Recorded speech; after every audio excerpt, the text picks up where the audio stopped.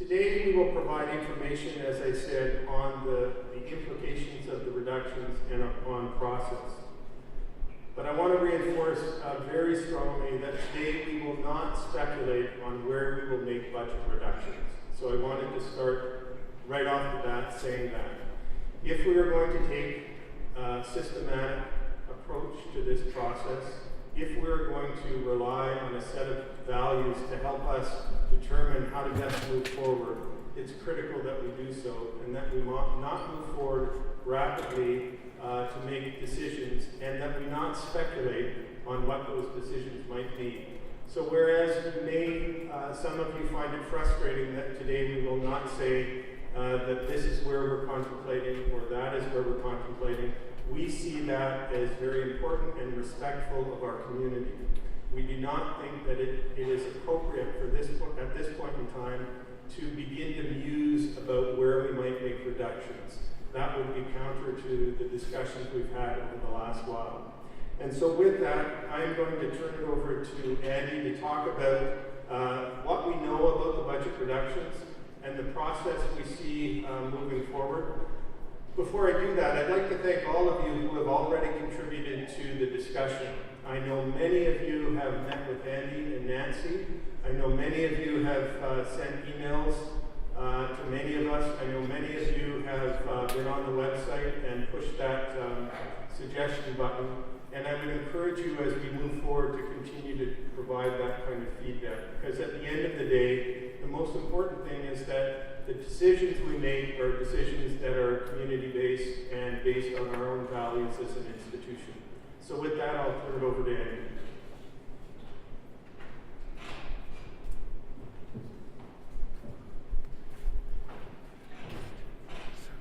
Thanks, Nick.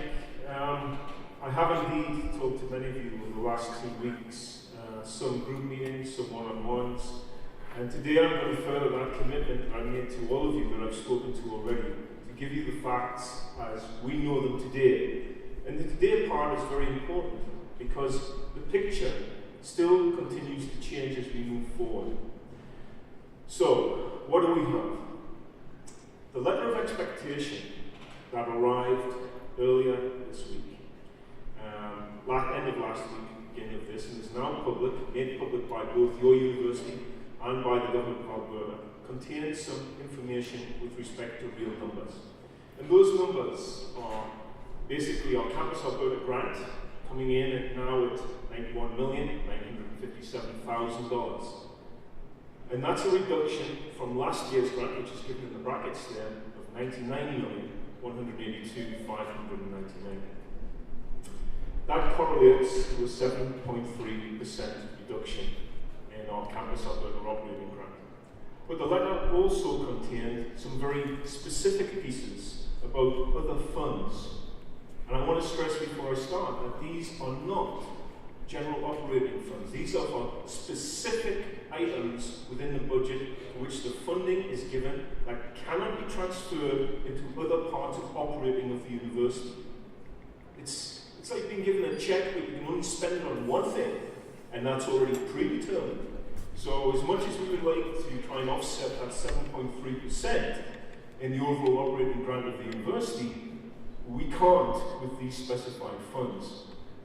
There was $151,000 given for support for learners with disabilities, and we're very pleased to accept that.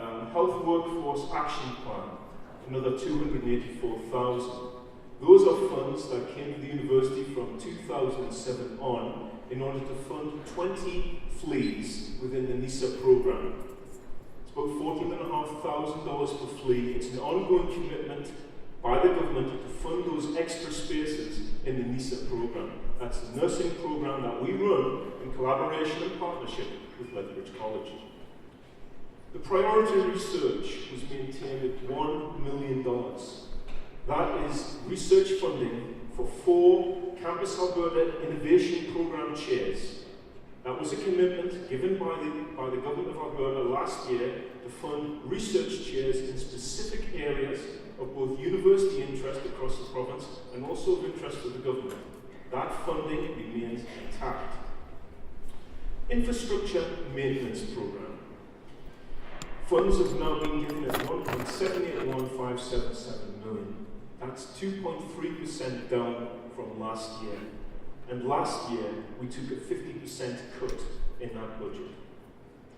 Infrastructure maintenance is the money that is used for specific maintenance projects across the university. And by identifying that fund, you will hear and you will see around you maintenance taking places. I want you to keep that in mind. Maintenance of the university will be maintained.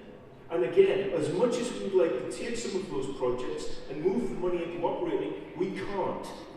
It's use it for the specific projects that are identified, or lose it.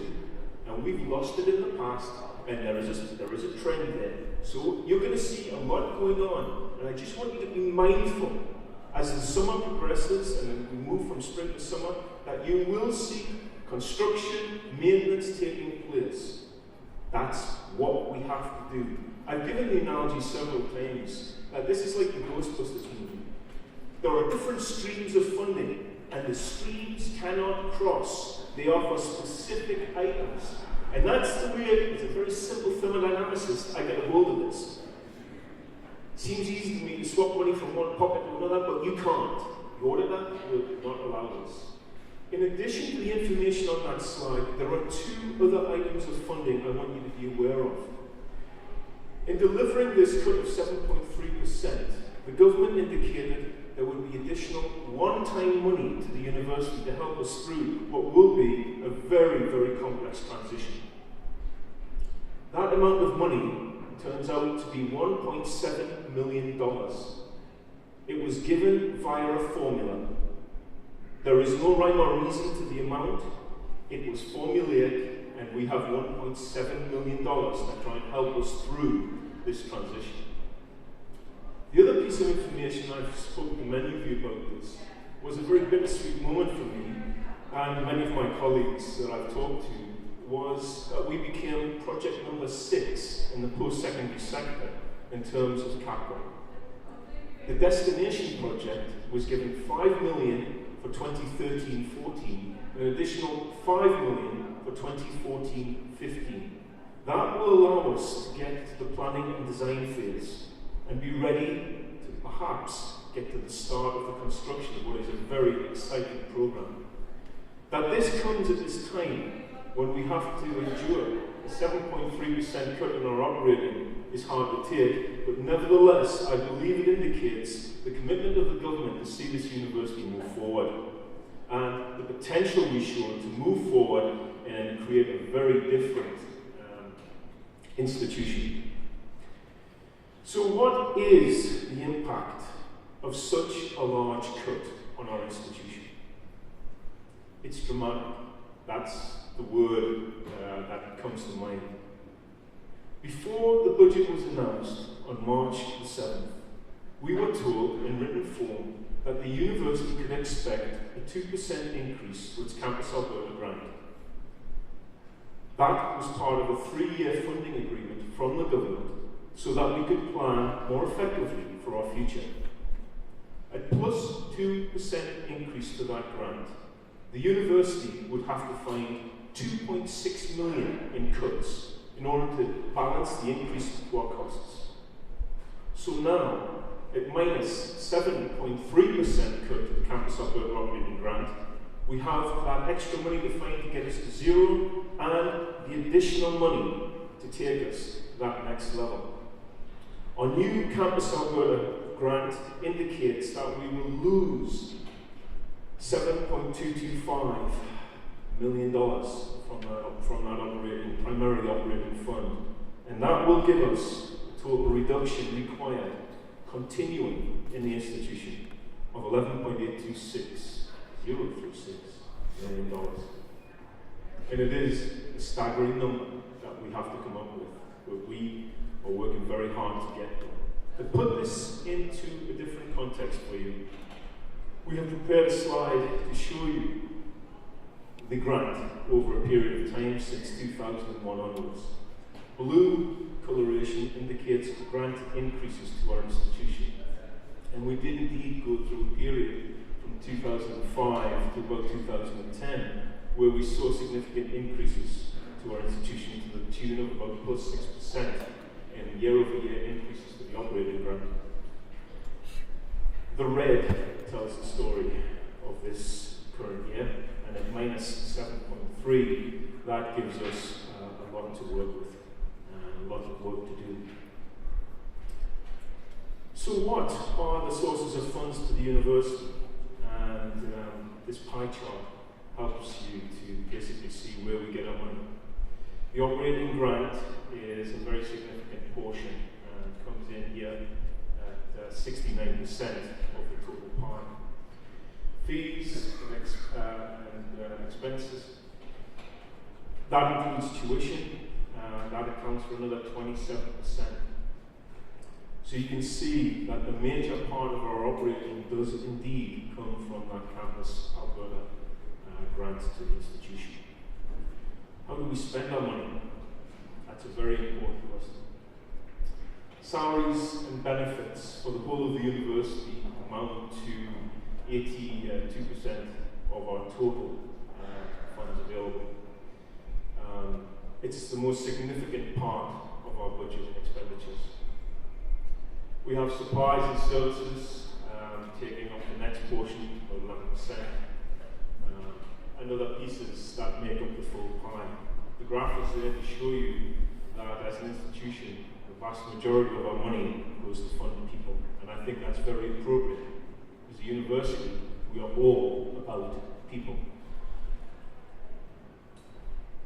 And now, once you know that information, and many of you have known it for some time and it begins to sink in, the question is, how will we take that on as an institution? And many institutions have run very hard in the last few weeks in order to make announcements about what they're going to cut from their continuing operation. We have not. And the question that you might have is, well, what exactly are you doing? Very early on, when that budget cut was announced, it was determined that we have to go through this with a very principled approach. In other words, it was a time to reassert the values of this institution. If you don't have the values by which you can get into these required reductions, if you go off helter-skelter into trying to make these reductions without a principled approach, you're going to make long-term cuts and problems for the university that are completely unanticipated. We need a matrix in order to handle this. And so we spent a lot of time recently looking at the documents that underpin our operation as a university. I'm talking about our strategic plan. I'm talking about our academic plan. I'm talking about the research plan and the comprehensive institutional plan. And we've done a great job as an institution as unambiguously stating what our priorities are and also what we value as an institution. And so what we're doing currently are taking and extracting those values and reaffirming them, taking them through various governance processes within the institution to bring them to GFC by April the 8th and then to the board by April the 10th, where they will be reaffirmed and used as the matrix by which tough decisions will be taken with respect to those required reductions. Once those values are reaffirmed, and I think it's one of the most important steps we have to do as an institution, we will then work through a two-stage process of looking at, first of all, where the reductions in the institutions could come. And I don't just want to use the word reductions. I think there are opportunities here for increasing revenue to offset reductions, and everything, and I mean everything, will be on the table at that time. That will be stage one, using the values as a matrix to get those reductions. And stage two will be then going forward with an ongoing budget that will allow us to operate and produce the high quality programs and experiences that support students and our colleagues, the faculty and all the staff in this institution. Once we're through that, and we have decided how we will move forward with budget, we will use the budget processes that are already in place within the institution to get to the approval point. Again, using the full bicameral system of governance in this university. And that's very important that we do that, because that is how we operate as a university. The bicameral system is one of the most important systems of governance within the operation of post-secondary. It is essential that using that system of governance, we reach out to all of our communities, to everyone, for both their ideas and their input as we go through this period. And mechanisms and devices by which you will be able to provide us input to both the reduction and the ongoing budget piece will be provided to you as we move forward. So that's where we're going. It's going to be a road that we have to take a lot of hours on in the next little while. We have a very important deadline that looms for us on May the 31st, which is the date on which the institution must supply the Government of Alberta the Comprehensive Institutional Plan, which outlines our plans for the future. On the day of the budget announcement, we were informed that our deadline, which is usually March 15th, would be extended until May 31st. So I think we've started off correctly. We'll reaffirm those values, but you will all be part of that, and we will move forward then into some very hard work that's required in order to make the required reductions. At this point, I'll hand it back over to Mike for what our next steps are going to be.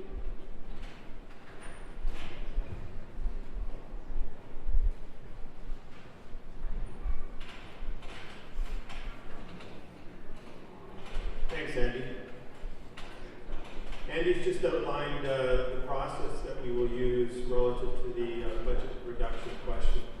The other thing that I know that you're all aware of is that, and I mentioned earlier, and Andy has mentioned, is that we've now received our draft copy of the letter of expectation that was outlined in the provincial budget.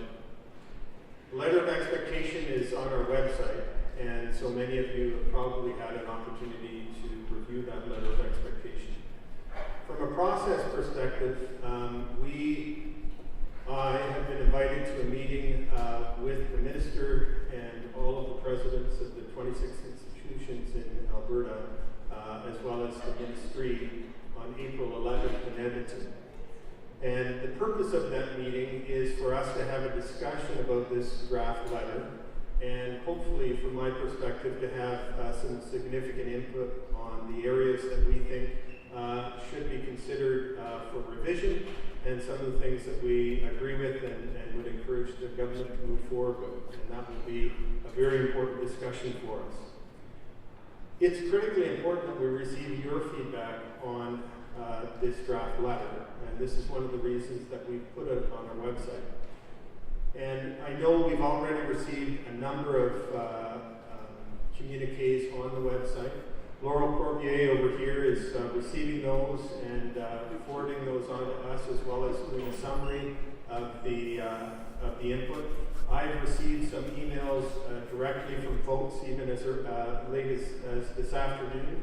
And so I would encourage all of you to provide input on the letter of expectation.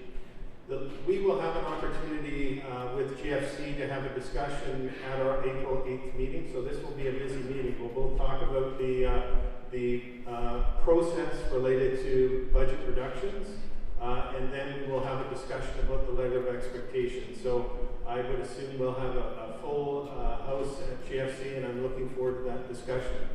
We've also called a special meeting of the Board of Governors on April 10th, 2 days later. The board normally doesn't meet in April, but they have agreed to come together on April 10th.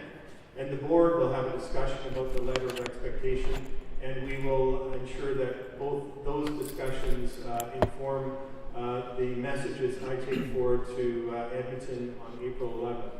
We then will have another meeting of the Board of Governors on April 12th, so that we have an opportunity to provide them with feedback as to what I heard at the April 11th meeting and some of the things that were discussed.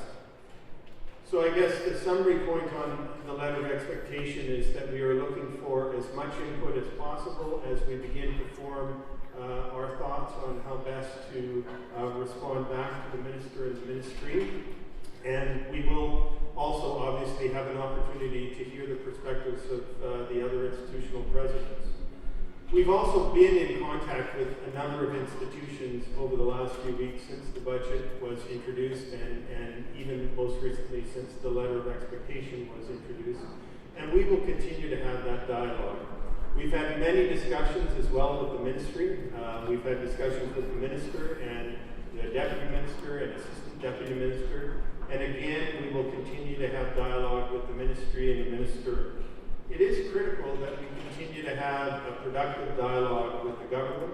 And this is our goal, is to continue to engage with the government, and in particular as it relates to the letter of expectation, to encourage them to think about some of the things that we think as an institution are important to be considered. Some of those need to come from you, and that's what we'll look forward to hearing from over the next few weeks. I would encourage you to use whatever form of feedback makes most sense to you. So there is the button on the website that is listed here. If emailing directly is more important for you, I would encourage you to do so. Or if you want to stop any of us in the hallway and have a chat, that's in some ways works even better, because sometimes it gets a little tiresome to read email after email. So a hallway chat every once in a while would be highly welcome, so I'd encourage you to do that. As we continue to move forward, as we move through the budget process and the discussions about the letter, we will continue to stay connected to you. So I would encourage you to continue to look at the website. We will continue to provide budget updates as we move through, and we will also look to have another open forum or community meeting once we have a little more information related to the budget production process, and so look forward to that meeting as well. At the end of the day, the most important thing from my perspective is that as a community, we work through this together. We recognize this is going to be a very difficult process, and I think Andy laid out very clearly for you the challenge that lies ahead. But the challenge that lies ahead will be significantly dealt with if we have the community together working to figure out how best to move forward. With that, I'm going to now turn it over to questions or comments. And we have one rule, and I'm going to ruthlessly stick or keep you to this rule, and that is, if you want to make a comment or ask a question, you have to come up to the microphone, because we are streaming this to our campus in Edmonton and in Calgary, and the only way they'll hear the question and the answer or the statement is if you're at the mic. And so they have voted me as the Chief Marshal of the process, so wish me luck in this process. And with that, I would open it up for any questions or comments.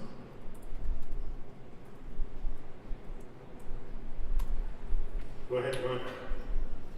And if, I'm sure you've been at many conferences, so that if you really do want to make a comment, you may want to come up to the mic and line up so that we can just move through this as quickly as, or not quickly, but so that we don't have a lot of lag time between speakers. Go ahead, John. Thank you. I'm very impressed with the process, the principled approach of drawing values from the documentation that we've already done. Hello. There you go. All right. So we're going to go to GFC, and we're going to see what has, I heard we, I'm not sure who we were, but at GFC we will more broadly as a community have some input into how this is going forward. I'm just wondering when we'll have the information available to us that we'll be chewing at GFC. Will it be a week ahead of time? I hope it won't be at that particular meeting that it suddenly arrives. So, go ahead, Andy.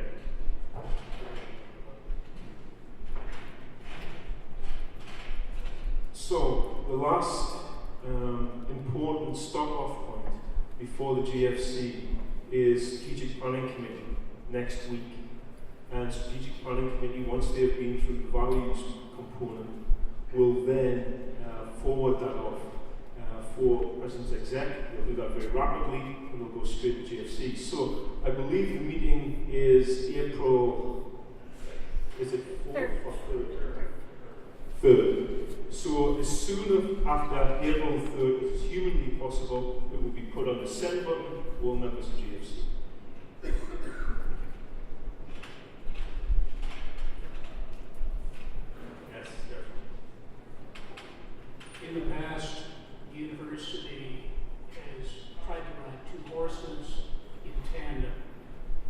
first is to maximize access to students through transfer programs by participating in the Campus Alberta process, and that is something that is front and center in the so-called letter of expectations that you kindly made public earlier this week. The second is, which is something that Andy in particular has focused on, is trying to differentiate the university within the marketplace of higher education in Alberta. Looking at the mandate letters, what was most striking was that there was even less differentiation in the mandates of institutions than one would normally expect from reading mandate letters to deputy ministers in various departments of the Government of Alberta.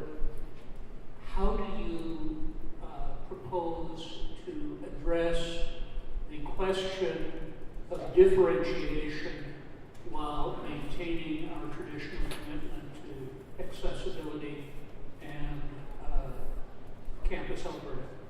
And do you expect that we can persuade the minister to recognize the need to accommodate that in rewriting the letter of expectation? Great question, and I'll provide an initial response, and I'm sure Andy will have a comment. In fact, I was just asked this question by the Globe and Mail at 12:15 this morning, and it was a remarkably similar question, Jeffrey, so maybe you and he were having a chat this morning over coffee. But my answer to the reporter was that one of the most important things I think that needs to be considered in relation to this letter is exactly that.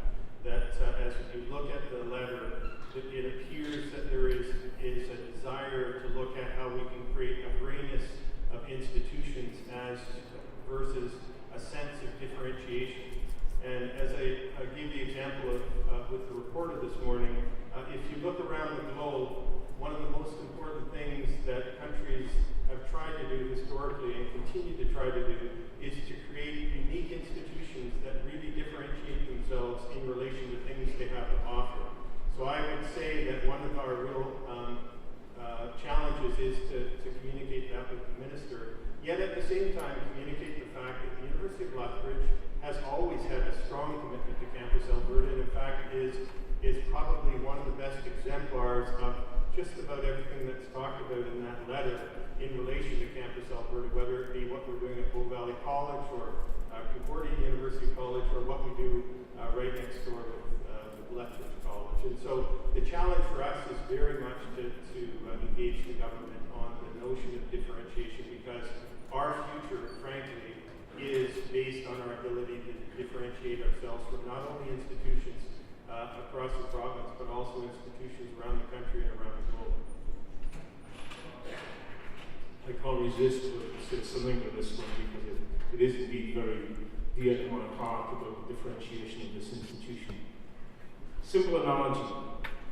Vanilla ice cream is very nice, but if you have it every day, it gets really boring. I like other flavours. And as a university, we are full of different flavours. And that, I believe, is our strength. Whether it is with the different types of programme experiences we offer, or the different locations we offer them at, we are all about quality of taste. And I can tell you, it's good taste in this university, and that's what we'll be selling.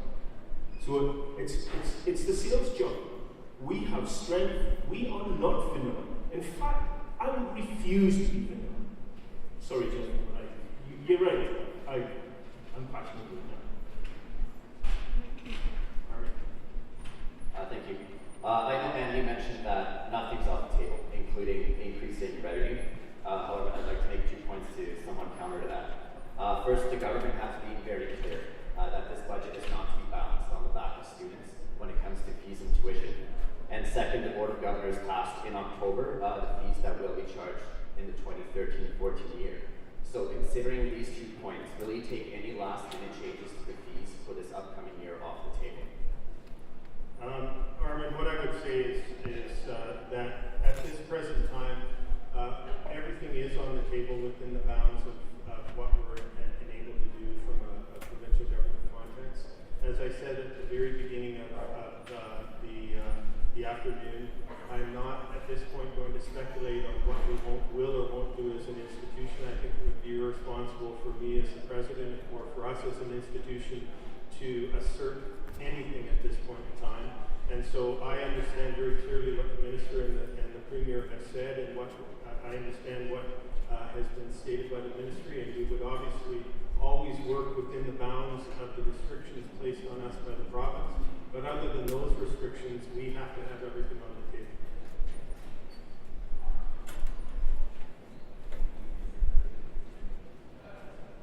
Well, this is a follow-up to what you said about, our distinct grant. Yes. One thing I picked up from reading the letter of expectations is a push to homogenize, a push to online learning, and even to crediting MLOCs. First of all, we don't have a big online learning program. To make a good one is expensive. If we go into that, I think we risk diluting some of the things that are very important. Is this going to be on the table when you talk to the ministers and the other presidents? One of the things I can tell you is that in the discussion we had, our most recent discussion actually with the Assistant Deputy Minister about the letter, I asked a question related to the way the letter is structured as to the extent to which each of the things listed are thought to be or presented, at least in this point, as requirements. I actually learned from the Assistant Deputy Minister that these are things that they have thought about, but that they are expecting that we will have discussions about the way the letter is written related to these various points. And so I am going to Edmonton on April 11th with the assumption that there is an opportunity for us to talk about or to provide the perspective of the University of Lethbridge as to the things we think we need to consider as an institution, but also what we need to consider as a sector in relation to providing access to students through various means. And so I would say at this point, I'm hopeful that just as I said, everything is on the table relative to our budget consideration, I'm hopeful that everything is on the table relative to the letter. Andy, I don't know if you want to add to that. Nothing much to add, except that courses and the way they're delivered, or the property of faculty members, there isn't an institutional response to that, really, that one could make. There are individuals who enjoy going to that online blended learning delivery, and those of us who do not, and to which our teaching styles are not adaptable to that sort of place. I think to go in one direction, again, is not what we're about. There are many ways to handle these things, and certainly a drive in one direction I personally believe would not be in the interests of what we are and what we do. So it'll be considered, obviously, but only by those who want to go there. Because one of the things I've found that attracts a lot of my students is small classes and close interaction with their professors and peers. And too much shift online. Certainly if we can online, it's got to be limited. We have to provide that kind of activity. We understand. So I don't have a question, I just have more of a comment. Sure. I'm a third-year student here, been going here the whole time since graduating from high school. And I have followed the budget for both the government as well as the university quite closely. I've sent out all of my emails. And as a student, as I stand, I'm skeptical. I've read all the speculations, not from the university, but from what other institutions are speaking about. And if we go that way, they're talking about tuition increases, they're talking about increasing class sizes and decreasing the amount of courses that are on the next semester. I know you guys haven't made speculations, and I don't expect you to make any, but that horrifies me as a student. As was previously said, I do enjoy my small class sizes. I do enjoy the range I get here, the multiple flavors. I love my education, but I'm scared. I'm horrified with what we're expected to do with these budget cuts, and I'm afraid. Well, and I can understand why you're afraid, and I know that there are many people in this room that are gravely concerned about the context that this budget presents for us, and I am too. One of the things we talked about when we were upstairs just before we came down is that one of the most important things for us all to recognize is that every single person on this campus, whether it is a student, a member of the faculty, a staff member, are involved in a very difficult process. And so, number one, it's really important that as a community we remain connected as a community as we move forward. But it also means that we also have to recognize the importance of continuing to engage the government through various means about the realities of this budget. And that is what we have been doing since the budget was introduced. And that's what we will continue to do as we move forward. Andy and I had an hour-long discussion with our MLA yesterday. We are using as many different strategies going forward to help the government understand how significant this challenge is. And for them to continue to think about as they move forward as a government, the importance of rethinking how they consider the post-secondary sector moving forward and the funding for the post-secondary sector. And I think it's a combination of this year dealing with the short-term challenge that we're faced, but going forward, advocating on as many fronts as possible. And one of the things I would say to that is that there is a role for students. There is a role for faculty and staff. There's a critical role for our community here in Lethbridge and in Alberta to advocate for the post-secondary sector. Between the college and the university, we are the largest sector of employment in this city and in really this region, if you look at it from a regional perspective.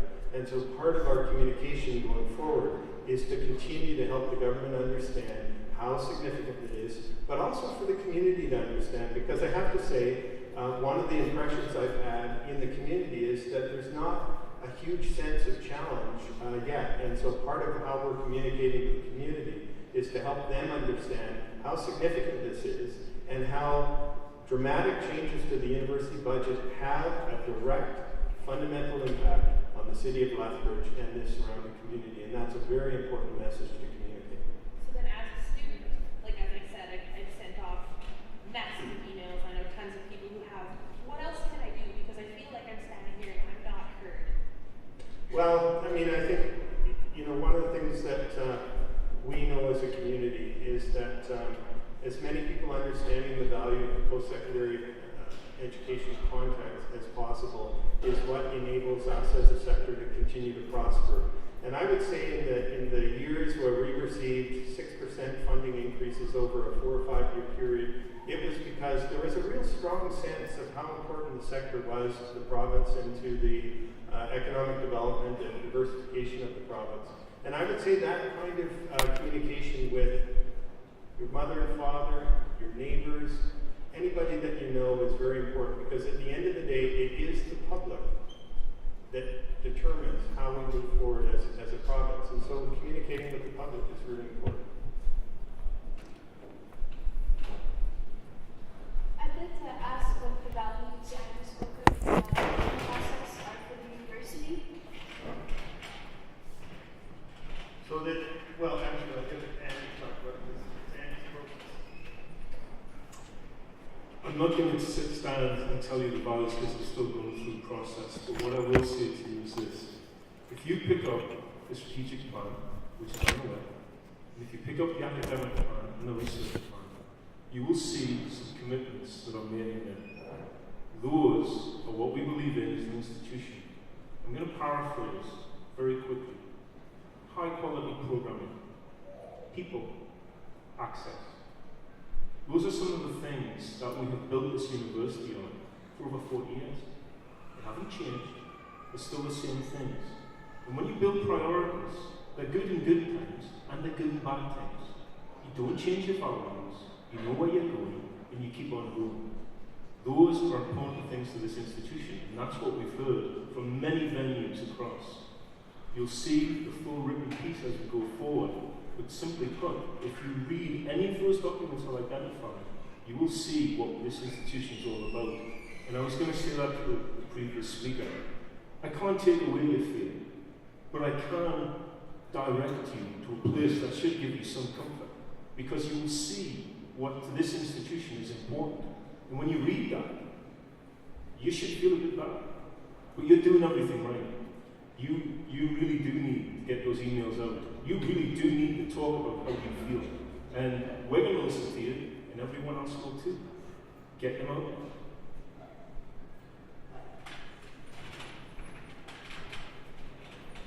So, from what I've been reading, the Minister of Advanced Education seems to think that he can partly accommodate these budget cuts by reducing duplicate programs in the province.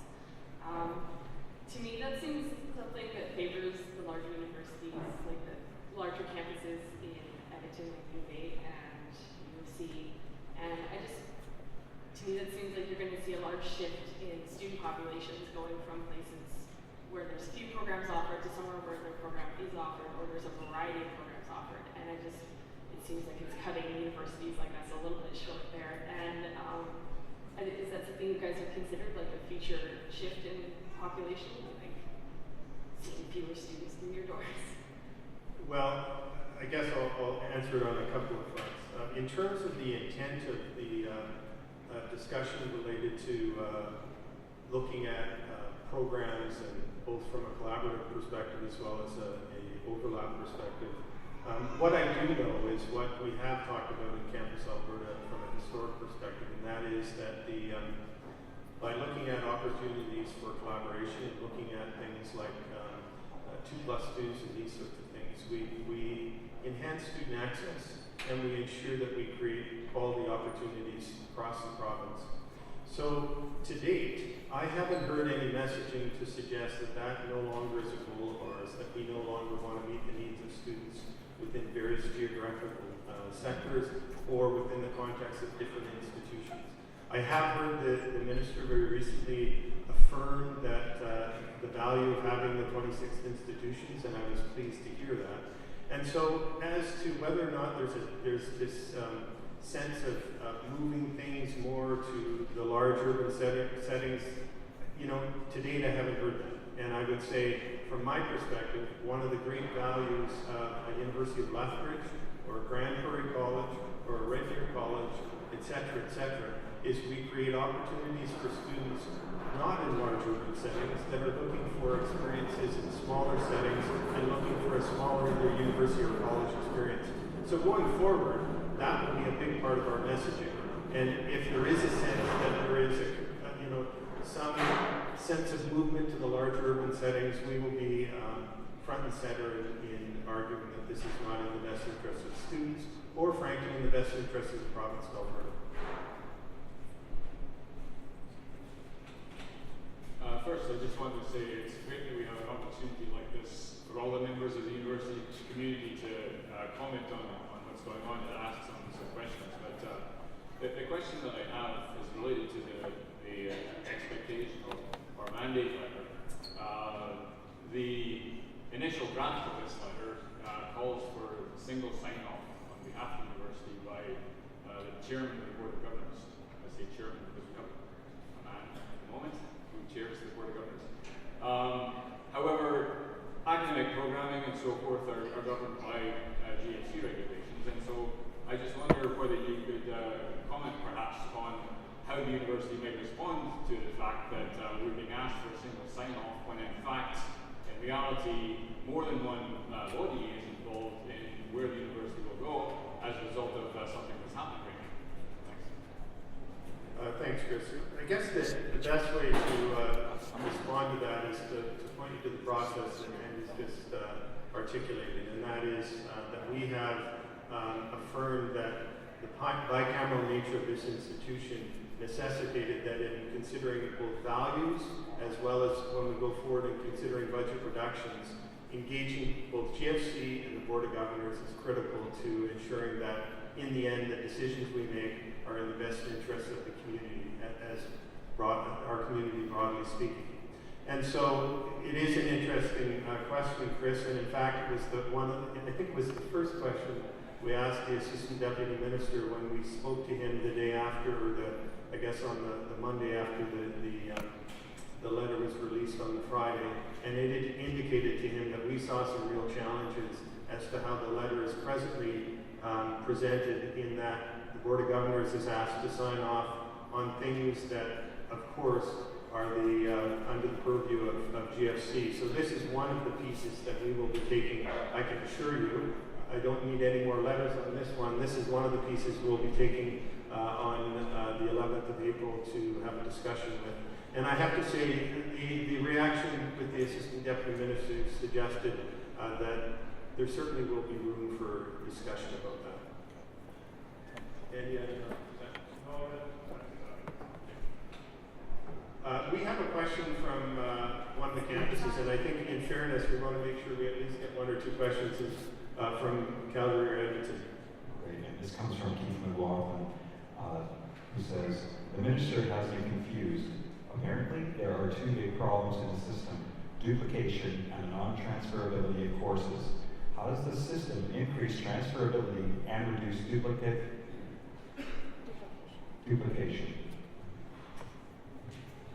It's a great question, and I would say what I won't do is answer on behalf of the minister. But what I would say is that as we consider creating access and opportunity for students, and I think I made mention of this earlier on, one of the aspirations that the province has talked about for many, many years is creating access and opportunity through a variety of mechanisms, and those are things like transfer programs. Those are by having different experiences in different parts of the province.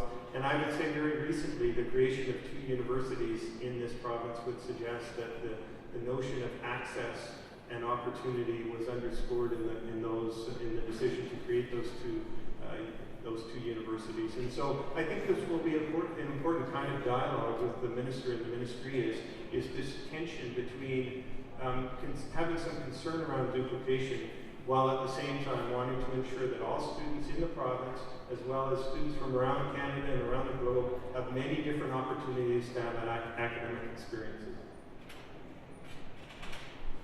Nothing much to add to that one, Keith, except an observation of process.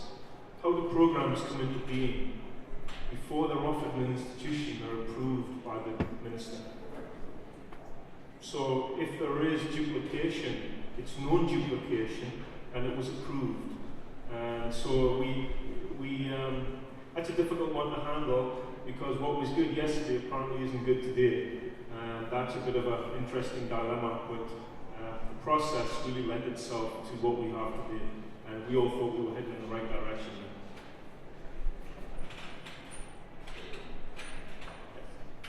Just a couple of points.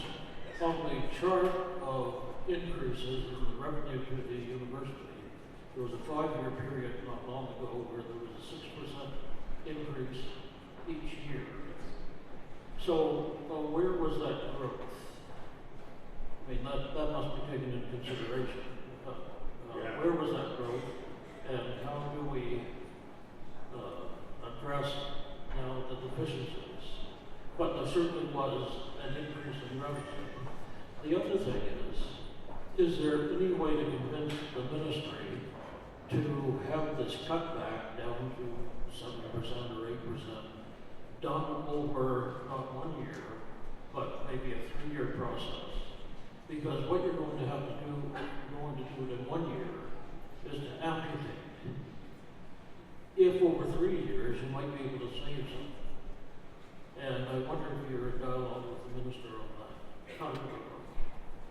So, with the question related to 6%, well, there's a couple of things I would say, and Andy or Nancy might want to add. But as Andy indicated in his overview of the budget, our increases on a yearly basis are between 3 and 4%, based on a variety of things, including the salary and wages, utilities, and these sorts of things. So if you consider what 6% means, that's a very important factor to consider.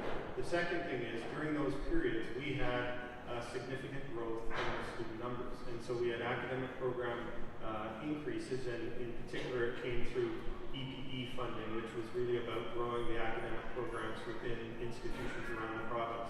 So the challenge going forward is that growth has occurred. The students are now here on campus, and so the challenge is how do you turn back the clock relative to that? The second question relative to, could we see this spread over a 3-year period?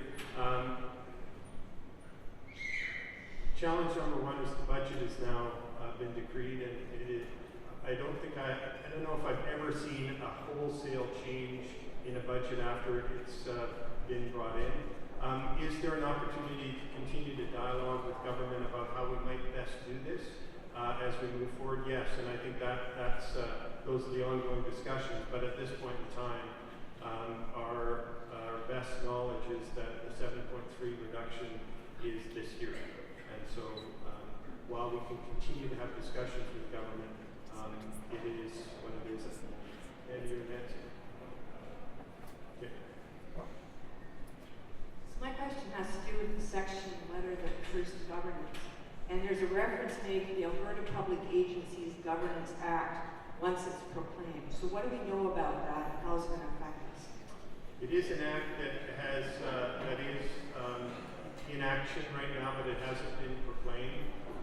It's an act that we have actually considered from a board governance perspective, and it's an act that relates to all governance within the sector. And so it's not just specific to the post-secondary sector, it's actually specific to the public sector and boards across the province. And so the extent to, I don't really see that act as having a large impact on us from a university standpoint.